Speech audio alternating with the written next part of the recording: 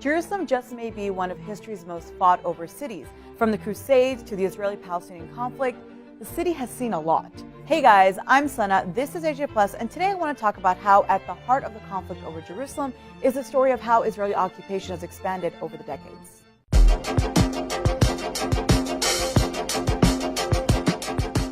Jerusalem is home to some of the holiest sites to the three Abrahamic faiths, the Al-Aqsa Mosque, the Western Wall, and the Church of the Holy Sepulchre. While the Israeli-Palestinian conflict has many different dimensions, control over Jerusalem has always been a really central and symbolic feature of it.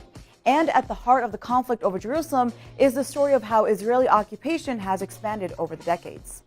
Now, let's rewind a bit to 1947 when a United Nations Special Committee produced the first two-state solution, a plan to partition the British Mandate of Palestine, as it was known then, into Jewish and Arab states. While Britain's 1917 Balfour Declaration promising a homeland prompted migration to Palestine by a minority of European Jews, it was only after the horrors of the Nazi Holocaust that the United World Body decided to push ahead with the creation of a nation-state envisioned in the partition plan.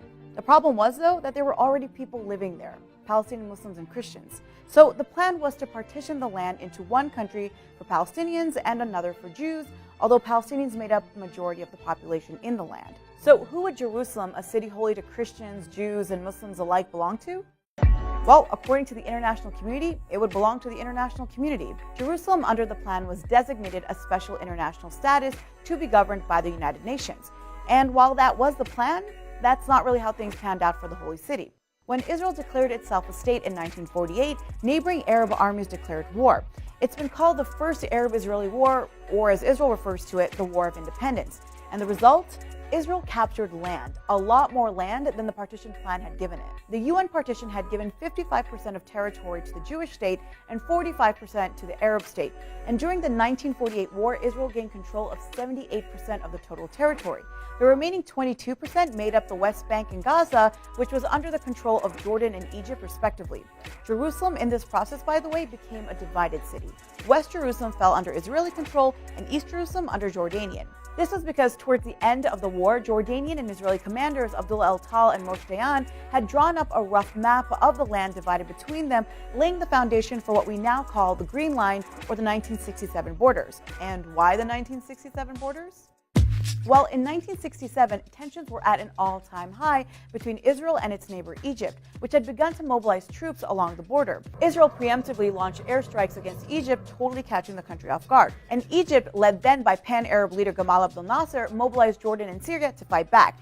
But the war didn't actually last very long. In fact, the Israeli name for the war is the Six-Day War, and Israel came out as victorious. And it captured even more land, including East Jerusalem. Israel claimed full sovereignty over the entirety of Jerusalem, and its administration of East Jerusalem is, under international law, considered an occupation. So when you hear the term 1967 borders in any discussion of a two-state solution, it refers to creating an Israeli state and a Palestinian state based on the armistice lines of the 1948 war.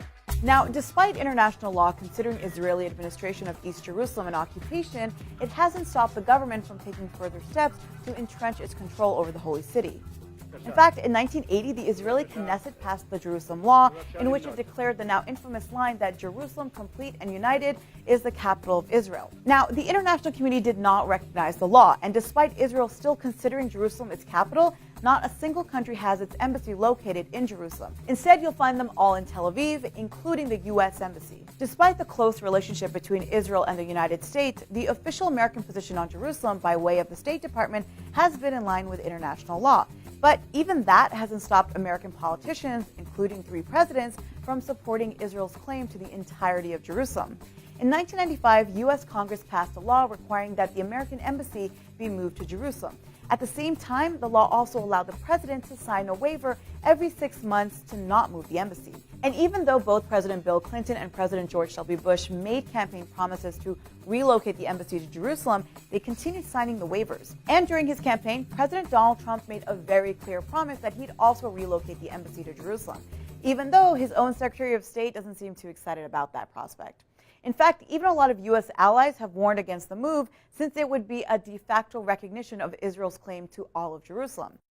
But regardless of where embassies end up, the situation on the ground in Jerusalem isn't changing anytime soon, especially for Palestinians. Palestinians, both Muslims and Christians who live under Israeli administration, are not given Israeli citizenship.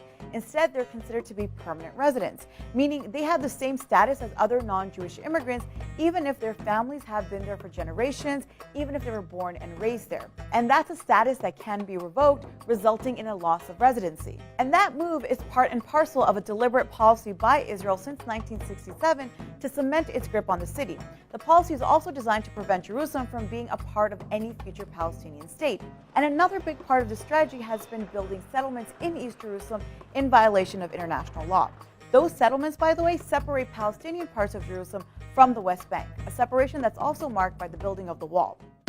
So Jerusalem matters, not just for religious reasons, but because it is perhaps the strongest symbol at the heart of the occupation. So Jerusalem is one of those cities that's always in the news. What else do you guys want to know about it? Let us know in the comments, and don't forget to like, subscribe, and share.